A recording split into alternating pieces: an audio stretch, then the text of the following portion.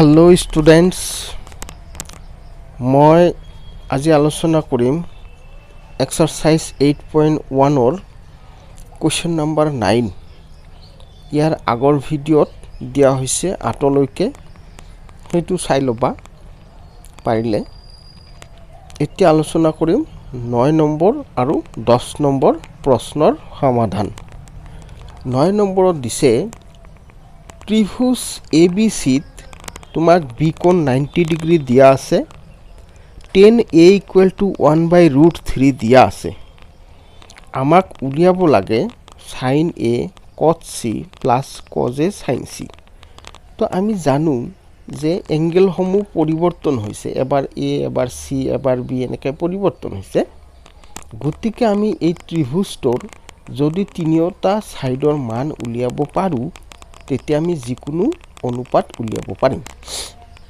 হেকাৰণে আমি tan A = 1/√3 লিখিছো পাইছো এটো দিয়া মতে এটা tan A ইয়াত সোৱা মই এটো ABC এনেকে ধৰিছো তোমালোকে ABC এনেকে ধৰিব পাৰা তো ইয়াত কোণ হৈছে A তো A কোণ হলে এটো ভূমি হ'ব এটো লম্ব হ'ব এতিয়া AB যদি ভূমি হয় BC যদি লম্ব হয় তেতিয়া tan A মানে কি পাম আমি tan A মানে পাম BC/AB কাৰণ tan মানে কি আছিল sin মানে আছিল লোক cos মানে আছিল ভক tan মানে আছিল লভ অর্থাৎ লম্ব বাই ভূমি তো ইয়াত লম্বটো কি BC ভূমিটো AB 1/√3 কে ধৰি ললো আগৰ নিচিনা আগতে বহুবাৰ কৰা হৈছে নেকে তো BC = 1k AB = √3k এতিয়া পাইথাগোৰাছৰ উপপাদ্য মতে আমি AC = কিমান পালো টুৱাইস k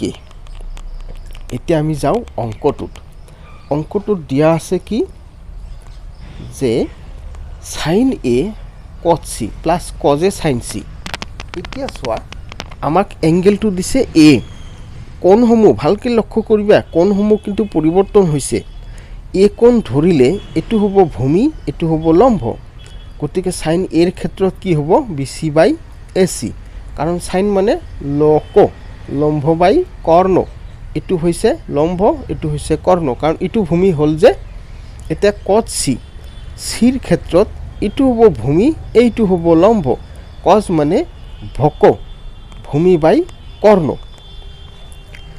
C এঙ্গেলৰ ক্ষেত্ৰত BC হল ভূমি আৰু এটো হল কৰ্ণ cos A এৰ ক্ষেত্ৰত একেদৰে AB/AC sin C ক্ষেত্ৰত AB/AC পালো এবাৰ সোৱা ইয়াত BC স্কয়াৰ AC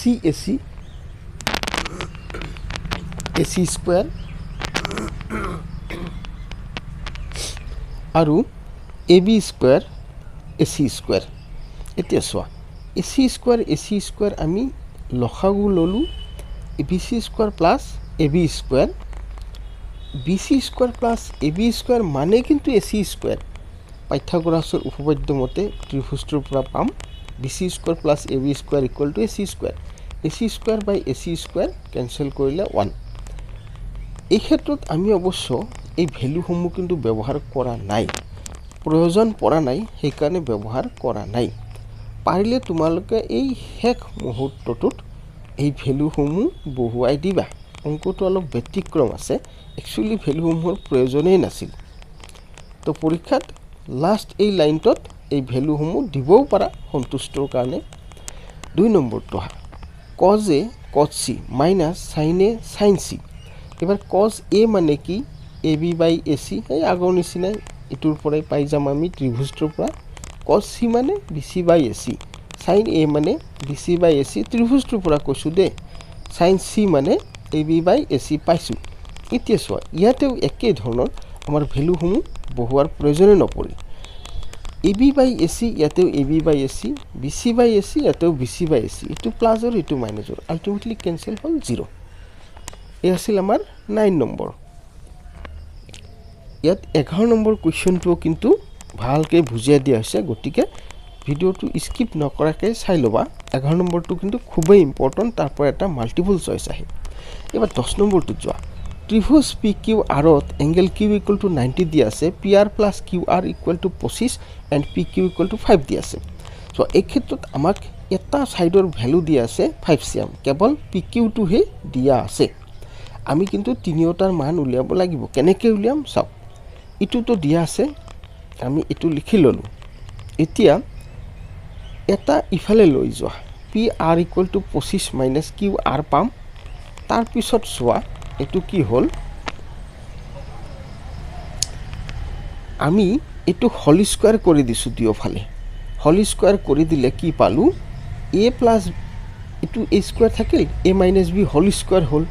এতিয়া এ মাইনাছ বি হোল স্কোৱাৰৰ ফৰ্মুলাটো ভাঙি দিলে আমি কি পাম, যদি এ মাইনাছ বি হোল স্কোৱাৰটো ভাঙি দিয়া যায় তেতিয়া কি পোৱা যায়, এ স্কোৱাৰ মানে 25 স্কোৱাৰ কৰিলে 625 minus twice A B 2 into এইটো 50 ইণ্টু বি কিউ আৰ, অৰ্থাৎ ইয়াত আছে twice A B plus B square মানে কিউ আৰ স্কোৱাৰ।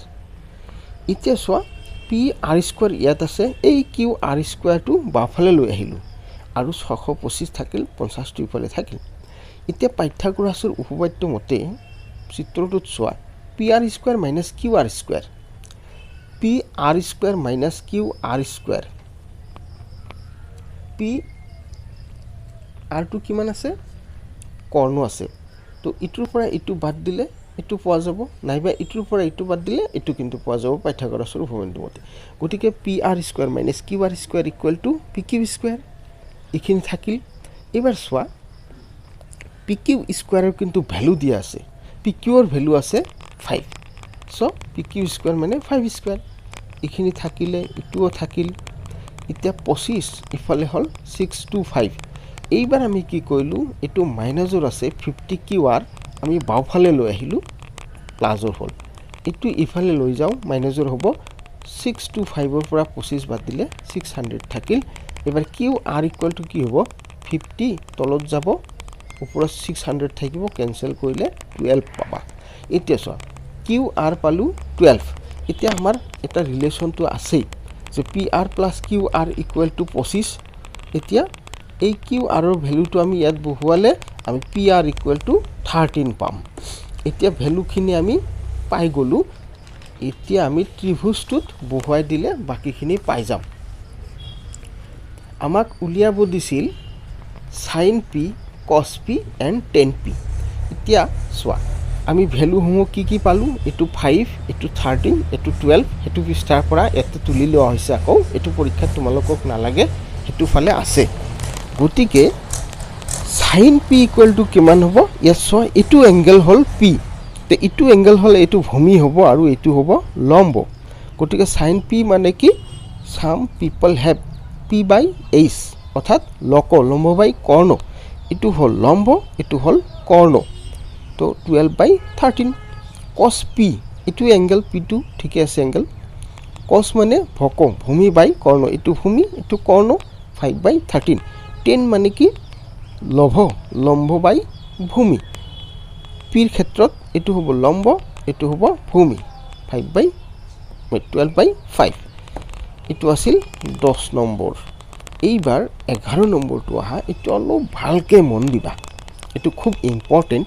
ইয়াৰ পৰা এটা মাল্টিপল চইচ কুৱেশ্যন আহিব, তোমাক দিব 4টা অপশ্যন দিব, ইয়াত 5টা আছে, 4টা দিয়া থাকিব, তলৰ কোনটো শুদ্ধ উলিয়াব দিব, নহ'লে তলৰ কোনটো ভুল সেইটো উলিয়াব দিব। গতিকে ভালকৈ এই প্ৰশ্নকেইটা বুজি লোৱা। প্ৰথম কৈছে 10 এৰ মান সদায় 1তকৈ কম। চোৱা 10 এৰ মান সদায় 1তকৈ কম, কথাটো শুদ্ধ নে ভুল। এতিয়া চোৱা 10 এৰ মান সদায় 1তকৈ কম কেনেকৈ হয়, আমিতো জানো যে 10 45 ডিগ্ৰীৰ মান হৈছে 1। গতিকে 10 এ মানে কি, যিকোনো এটা এংগেল ধৰিলোঁ আমি, তো 10 এৰ মান সদায় 1তকৈ কিন্তু কম নহয়, কাৰণ 10 এৰ ভেলু 1ও হ'ব পাৰে, সেইকাৰণে প্ৰথমটো মিছা। আৰু দ্বিতীয়টো হ'ল sec a ইকুৱেল টু 12/5, ইয়াৰ কিছু মানৰ বাবে, ইয়াৰ কিবা এটা মানৰ বাবে এইটো হ'ব নেকি। আমিতো যিটো আমাৰ কিতাপৰ তালিকাখন আছে 0 ডিগ্ৰীৰ পৰা 90 ডিগ্ৰীলৈকে, আমাৰ হাইয়েষ্ট আছে তাতে 90 ডিগ্ৰীলৈকে। তো 90 ডিগ্ৰীৰ এইখিনিৰ ভিতৰতে আমি তুলনা কৰিব লাগিব। তো ইয়াত চোৱা আমাৰ sec a ৰ ভ্যালুটো কিমান আছে 12/5। আমি এটোৱে বুজিম যে 12/5 টো মানে কি। একচুয়ালি 12/5 মানে হল 2 পইণ্ট সামথিং। এইটো আমি একতকৈ ডাঙৰ বুলি ধৰি লম। আমি একৰ লগত 0 আৰু 1ৰ মাজত তুলনা কৰিম। এটো একতকৈ কিন্তু ডাঙৰ হয় 2 পইণ্ট সামথিং যেহেতু। তো sec a ৰ ভ্যালু একতকৈ ডাঙৰ আছে না নাই হেতু চোৱা। আমি জানো sec 45 মানে √2, এটো দেখোন একতকৈ ডাঙৰ হৈ গ'ল। আৰু sec 60 মানে কি 2, এটো একতকৈ ডাঙৰ হ'ল। গতিকে sec ৰ ভ্যালু একতকৈ ডাঙৰ আছে, গতিকে হসা। 3 নম্বৰটো cos a হল a কোণৰ কোসেকেন্ডৰ সংক্ষিপ্ত ৰূপ। cos a কি a কোণৰ কোসেকেন্ড হয় নেকি? কোসেকেন্ড হল cosec। একচুয়ালি cos a টো হল a কোণৰ কোসাইন। এটো হৈছে একচুয়ালি শুদ্ধ কাৰণ। cos a মানে হল a কোণৰ কোসাইন, এটো হে শুদ্ধ। গতিকে তাত উক্তিটো আছে ভুল, সেইকাৰণে মিছা 3 নম্বৰটো। 4 নম্বৰটো cot a হল cot আৰু a কোণৰ পূৰণফল, এটোও মিছা। cot আৰু a কোণৰ পূৰণফল কোনোদিন cot a নহয়, এইবিলাক পূৰণ নহয়। এইবিলাকৰ মানে হৈছে a কোণৰ কটেনজেন্ট। cot a মানে হল a কোণৰ কটেনজেন্ট, গতিকে ইয়াতে আছে ভুল, সেইকাৰণে এটো মিছা। এতিয়া 5 নম্বৰটো sin θ = 4/3 কোনো থিতা কোণৰ বাবে। থিতাৰ কিবা এটা মানৰ বাবে 4/3 টো শুদ্ধ হয় নে নাই, এটোও মিছা। কাৰণটো চোৱা, sin θ = 4/3 দিয়া আছে মানে কি 4/3 মানে কি একতকৈ ডাঙৰ 1 পইণ্ট সামথিং। তো সাইনৰ ভ্যালু একতকৈ ডাঙৰ আমাৰ তালিকাটোত আছে নে নাই। আমি হাইয়েষ্ট সাইনৰ 90 ডিগ্ৰীৰ ভ্যালু জানো 1, এটোৱে সাইনৰ আটাইতকৈ ডাঙৰ মান। গতিকে সাইনৰ মান একতকৈ ডাঙৰ নহয়, সেই কাৰণে এই 5 নম্বৰটো হল মিছা। এই আছিল আজি আমাৰ আলোচনা। আজি এখিনিতে সামৰিছো। এখিনিতে এটা কথা কওঁ যে যদি অংকসমূহ ভাল লাগে প্লিজ সাবস্ক্ৰাইব এটা কৰি দিবা, লাইক এটা কৰি দিবা। আৰু যদি চেনেলটোৰ আগৰ ভিডিঅ'সমূহ পোৱা নাই সাৰ্চ কৰি আগৰ ভিডিঅ'সমূহ অলপ চাই ল'বা। মই খুব সহজ ভাষাত বস্তুসমূহ বুজাই দিছো। পৰাপক্ষত মই ডাঙৰ কৰা নাই, সৰুহে কৰিবলৈ চেষ্টা কৰিছো। আৰু তোমালোকৰ কাৰণে পৰীক্ষাৰ কাৰণে যিসমূহ আহি থাকে